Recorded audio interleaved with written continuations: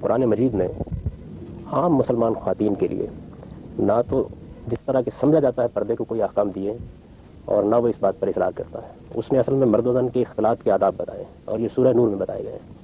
جب عورتیں اور مرد ملتے ہیں، گھروں میں ملتے ہیں، کہیں اور ملنے کا موقع ملتا ہے، تو قرآن مجید کہتا ہے کہ ان کو 4 چیزوں کا اہتمام کرنا چاہیے. ان میں سے 2 چیزیں وہ ہیں جو مردوں کے لیے ہیں اور عورتوں کے لیے بھی، اور 2 وہ ہیں جو عورتوں کے لیے خاص ہیں. پہلی بات قرآن مجید نے یہ فرمائی ہے کہ جب کبھی خواتین سے بات کرنے کا موقع ملے یا آمنا سامنا ہو تو آپ اپنی نگاہوں میں پستی رکھیں، نگاہوں میں حیا ہو، نگاہیں خط و خال کا جائزہ لینے والی نہ ہو. ایسی نگاہیں ہوں جو ایک شریف بھائی اپنی شریف بہن پر ڈالتا ہے. دوسری بات یہ فرمائی ہے کہ اپنے لباس کا خیال رکھو، شرمگاہوں کی حفاظت کرو. ایسا لباس نہ ہو جو بدکردار لوگ پہنتے ہیں، ایسا لباس ہو کہ جس میں حیاداری کا اہتمام کیا گیا ہو. تیسری بات یہ فرمائی ہے کہ خواتین بالخصوص چونکہ اپنے سینے میں بھی صنفی کشش رکھتی ہیں تو وہ اپنی دوپٹے سے اپنے سینے کو اچھی طرح ڈھانپ کے رکھیں. اور چوتھی بات یہ کہی ہے کہ اگر خواتین نے زیب و زینت کیا ہوا ہو، اگر انہوں نے زیورات پہنے ہوئے ہوں تو ان کی نمائش نہ کریں. اور اس میں یہ استثناء بیان کیا ہے کہ نمائش نہ کریں جب کہا ہے یا ان کا اظہار نہ کریں تو یہ بتا دیا ہے کہ الا ما ظہر منہا. الا ما ظہر منہا بالکل وہی چیزیں ہیں کہ جو عادتاً لوگوں کے سامنے ہوتی ہیں، ان میں ہاتھ بھی ہے، پاؤں بھی ہے، چہرہ بھی ہے. تو قرآن مجید نے یہ آداب بتائے ہیں. یعنی میں اپنا نقطہ نظر بیان کر رہا ہوں. جن آیات کا مولانا نے حوالہ دیا ہے ان میں سے سورہ احزاب کی آیات ہے وہ، ان میں سے پہلی نوعیت کی آیات وہ ہیں جن میں ایک وقتی مسئلہ پیش آ گیا تھا اور بڑا غیر معمولی مسئلہ پیش آ گیا تھا. یعنی مسلمان خواتین جب کبھی رفع حاجت کے لیے نکلتی تھی، ہماری طرح کے حالات نہیں تھے کہ بیڈ روم کے ساتھ واش روم موجود ہے، دیہاتی زندگی تھی اور خواتین کو بالعموم منہ اندھیرے باہر نکلنا پڑتا تھا. چنانچہ جب وہ باہر نکلتی تھیں تو یا تو فجر کے بعد یا پھر مغرب کے بعد، تو بعض اوباش لوگوں نے ان کو تنگ کرنا شروع کیا، یہاں تک کہ بعض بڑے سنگین واقعات ہو گئے. چنانچہ قرآن مجید میں سورہ احزاب کی وہ آیات یہاں سے شروع ہوتی ہیں کہ والذین یؤذون المؤمنین والمؤمنات بغیر ما اکتسبوا فقد احتملوا بہتانا واثما مبینا. وہ لوگ جو مسلمان مردوں اور عورتوں کو اذیت دے رہے ہیں اور ان کے کسی جرم کے بغیر ان پر بہتان عائد کر رہے ہیں، وہ ایک بدترین جرم کا ارتکاب کر رہے ہیں. اس کے بعد یہ فرمایا کہ مسلمان عورتیں، نبی صلی اللہ علیہ وسلم کی بیویاں، نبی صلی اللہ علیہ وسلم کی بیٹیاں اور عام مسلمان خواتین، یہ جب اس موقع کے اوپر رفع حاجت کے لیے باہر نکلتی ہیں تو اس کا اہتمام کر لیا کریں کہ اپنی بڑی چادریں اوپر ڈال لیں. کیونکہ وہ اوباش جب صبح انہیں تنبیہ کی جاتی تھی تو یہ کہتے تھے کہ ہمیں تو شبہ ہوا شاید ہماری کوئی لونڈی تھی یا ہماری کوئی اپنی خاتون تھی، تو یہ کہا گیا کہ اپنی شناخت آپ چھپا لیں اور اس موقع پر ان اوباشوں کے لیے موقع نہ فراہم کریں. چنانچہ وہ آیت ختم یہاں ہوتی ہے کہ ذالک ادنیٰ یعرفن فلا یؤذین، تاکہ وہ پہچان لی جائیں اور کوئی اوباش ان کو اذیت نہ پہنچائے. اس کے بعد آگے قرآن کہتا ہے لئن لم ينتهِ المنافقون والذین فی قلوبہم مرض والمرجفون من الذین لنغرینک بہم ثم لا یجاورونک الا قلیلا ملعونین اینما ثقفوا اخذوا وقتلوا تقتیلا.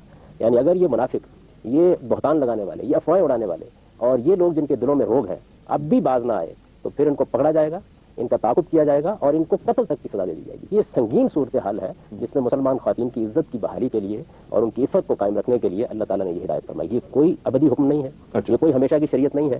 آج بھی مسلمان خواتین کو اگر کسی موقع پر یہ ضرورت محسوس ہوتی ہے کہ وہ اپنی عزت کی حفاظت کے لیے اس طرح کا اہتمام کریں تو وہ ضرور کریں گے. تیسری نوعیت کے احکام جن کی طرف مولانا نے اشارہ کیا ہے وہ درحقیقت ازواج مطہرات سے متعلق ہے. اور میں آپ سے عرض کرتا ہوں کہ ان میں بھی وہی صورتحال تھی. منافقین نے حضور صلی اللہ علیہ وسلم کے گھرانے کو ہدف بنا لیا تھا، وہ اس کو اسکینڈلائز کرنے کی کوشش کر رہے تھے. سیدہ عائشہ خود اس وقت عزت میں آ گئی تھی. اتنی شدید صورتحال میں قرآن مجید نے ازواج مطہرات سے یہ کہا کہ اگر تو آپ چاہتی ہیں کہ آپ یہ پابندیاں نہ گوارا کریں تو آپ نبی صلی اللہ علیہ وسلم سے الگ ہو جائیں، اور اگر آپ ساتھ رہنا چاہتی ہیں تو پھر کچھ زائد پابندیاں آپ کو اختیار کرنی پڑیں گی، کیونکہ یہ گھرانہ وہ ہے کہ جس کی اخلاقی حیثیت مجروح ہو گئی تو آگے دین نہیں پہنچ سکے گا. اس میں ازواج مطہرات کے لیے بلا شبہ اور سخت احکام دیے گئے ہیں. وہ باہر نہیں نکل سکتی، ان سے کہا گیا کہ وہ گھروں کے اندر رہیں، وہ زیادہ وقت اپنا دین کی تعلیم میں صرف کریں. ان سے تقاضا کیا گیا کہ وہ نماز کا، زکوٰۃ کا خصوصی اہتمام کرتی رہیں، اور ان کے بارے میں یہ واضح کر دیا گیا کہ کوئی شخص بن بلائے ان کے گھر میں نہیں آ سکتا. محرم اعزہ کے علاوہ اگر کوئی چیز بھی مانگنی ہو مسجد میں تو بیٹھے ہوئے ہوتے تھے تو پردے کے پیچھے سے مانگی جائے گی. تو یہ سخت احکام ان کے بارے میں دیے گئے، ان کا عام مسلمان خواتین سے کوئی تعلق نہیں ہے. دوسری بات بھی میں عرض کر دوں، آپ کی بات قطع کلامی ہو رہی ہے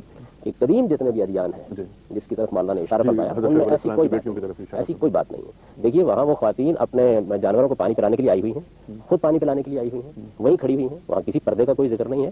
مردوں کا ایک ہجوم ہے، وہ یہ سمجھتی ہیں کہ ذرا پیچھے ہٹ جائیں گے، ظاہر ہے کہ مرد کبھی ہوتے ہیں نسبتاً، تو ہم بعد میں پانی پلا لیں گے. اس سے پردے کا استنباط ہرگز نہیں ہو سکتا. انجیل کو آپ پڑھ لیجیے، تورات کو پڑھ لیجیے، زبور کو پڑھ لیجیے، قدیم صاحب کو پڑھ لیجیے، میں طالب علم ہوں کا، کسی جگہ آپ کو کوئی شائبہ بھی اس کا نہیں ملتا.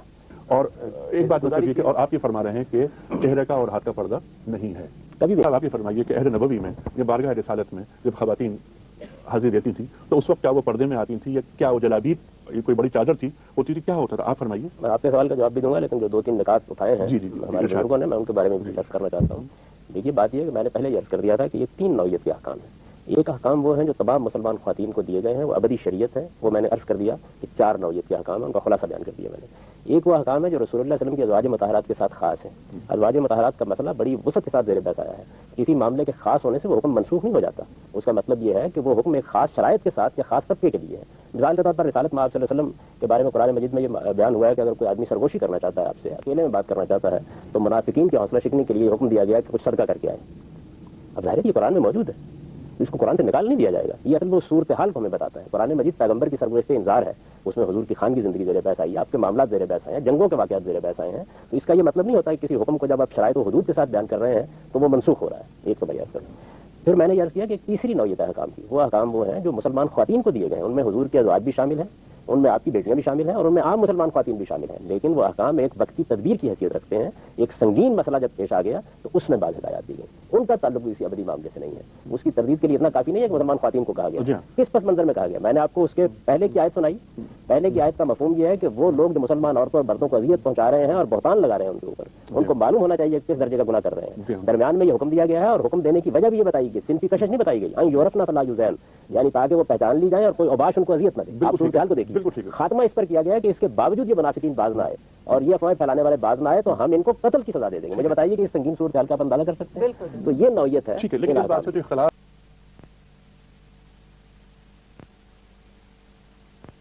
صحابہ میں سے ایک نے ایک رائے دی اور دوسرے نے اس کو بالکل برعکس رائے دی، اس سے واضح ہو گئی بالکل یہ بات کہ یہ کوئی ایسا اجماع کا مسئلہ نہیں ہے، دونوں جلیل القدر عالم ہیں۔ میں اس وقت اس کا تبصرہ نہیں کرتا کہ ان میں سے کس کی رائے کس بنیاد پر ہے، لیکن آپ دیکھیے کہ ابتدا ہی سے اس معاملے میں 2 آراء تو بیان فرما دی انہوں نے۔ اب آ جائیے فقہا پر، ائمہ پر۔ آپ دیکھیے کہ ہمارے ہاں سب سے زیادہ لوگ جس فقیہ کی فقہ پر عمل کرتے ہیں امام ابو حنیفہ ہیں، انہوں نے خود اعتراف فرمایا کہ وہ یہ رائے نہیں رکھتے، اور میں یہ عرض کرتا ہوں کہ متاخرین احناف نے بھی آ کے یہ استدلال کیا ہے کہ فتنے کی وجہ سے ہم یہ سختی کر رہے ہیں، ورنہ قاضی ابوبکر جساس نے بڑی تفصیل کے ساتھ اور ان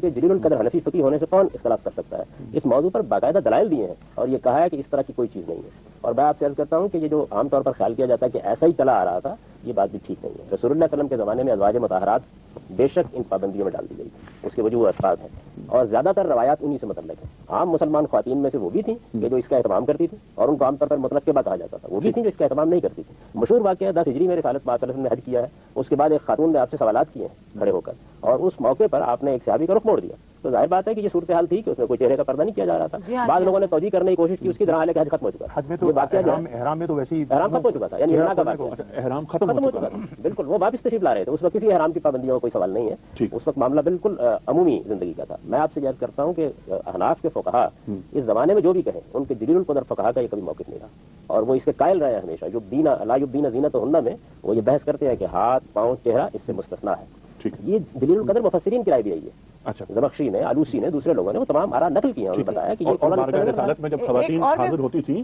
تو وہ چہرہ ان کا کھلا ہوتا تھا، ان کے ہاتھ پاؤں کھلے ہوتے تھے، گفتگو کرتی تھی، بات کرتی تھی، اپنے مسائل پیش کرتی تھی۔ رسالت میں آپ سے میں آپ سے کرتا ہوں کہ مدعا میں روایت ہے کہ جب اجتماع ہو رہا تھا تو ایک خاتون نے دوسرے صاحب سے کہا مجھے ذرا بتا دو کہ رسالت نے کیا کہا ہے، اپنے تمام معاملات میں ایسا ہی کرتی تھی۔ سید آسمہ کے بارے میں اگر روایت پر محدثین نے تنقید کی ہے کہ وہ صحت پر پوری نہیں اترتی، لیکن وہ روایت جیسی کچھ بھی ہے وہ یہ بتا رہی ہے خود حضور نے ان کو کیا کہا ہے۔ سن 3 ہجری میں اور سن 5 ہجری میں ان کا چہرہ ڈھانپا ہوا تھا، یہ بھی کہیں نہیں۔ سنیے، سن اس سے استدلال نہ کریں، استدلال کریں قرآن مجید سے۔ ٹھیک ہے، اچھا اب یہاں پر ہم بات کرتے ہیں نہ تو یدین علیہن جلابیبہن کے مفہوم میں ان سے اختلاف کر رہا ہوں، میرے نزدیک بات ٹھیک بیان کر رہے ہیں۔ یہ بات یہ ہے کہ ایک خاص صورتحال ہے، میں نے آپ کو اس کا پیش وقت بتایا ہے، اس کا پس منظر بتایا ہے، اور یہ پس منظر قرآن کی آیات میں سے ہے۔ اس سے جو میسج ملتا ہے، جو ہماری بہن کہہ رہی ہیں، بات ٹھیک کہہ رہی ہیں، جو میسج اس سے ملتا ہے وہ یہ ہے کہ قرآن نے ہم کو یہ بتایا کہ جہاں کوئی خطرے کی صورتحال ہوگی وہاں ہر خاتون اپنی حفاظت کا بندوبست کرے گی، اس کے لیے ایک تدبیر وہاں اختیار کی گئی، ہو سکتا ہے کسی دوسری جگہ کوئی دوسری تدبیر اختیار آج بھی اگر ایسے حالت و واقعات میں کہتا ہوں آپ کو پیش آ گئے، آپ آئے پیش، میں مثال دے رہا ہوں، پردہ ہونا چاہیے، نہیں میری گزارش سن لیجیے نا، ضروری کا مقابلہ کریں گے۔ میں اس کے بالکل الٹ مثال دے رہا ہوں آپ کو۔ 9/11 کے بعد مسلمان خواتین کے لیے باہر یہ صورت پیدا ہو گئی کہ وہ ایک اسکارف بھی اگر لیے ہوئے ہیں تو ان کی عزت عصمت سب خطرے میں پڑ گئی۔ ہم کو مشورہ دینا پڑا ان کو کہ اس معاملے میں وہ دوسرا راستہ اختیار کریں۔ وجہ کیا ہے؟ وجہ یہ ہے کہ اس آیت کا میسج جو ہے وہ سمجھنا چاہیے، جو ضروری آداب و احکام ہے وہ نور میں بیان کر دیے گئے ہیں۔ اس آیت کا میسج یہ ہے کہ جب خطرے کی ایسی صورتحال پیدا ہو جائے تو خطرے کی نوعیت دیکھ کر اسے نمٹنے کی کوئی تدبیر اختیار کی جائے۔ اس موقع کے اوپر ایک تدبیر اختیار کی گئی، آج ہم کوئی دوسری تدبیر اختیار کر سکتے ہیں، کل کوئی تیسری تدبیر اختیار کر سکتے ہیں۔ میری بہن اس چیز پہ غور نہیں کر رہی کہ سنگینی صورتحال کی کیا ہے۔ مجھے یہ بتائیے کہ ایک بس اسٹاپ کے اوپر کسی لڑکے نے آواز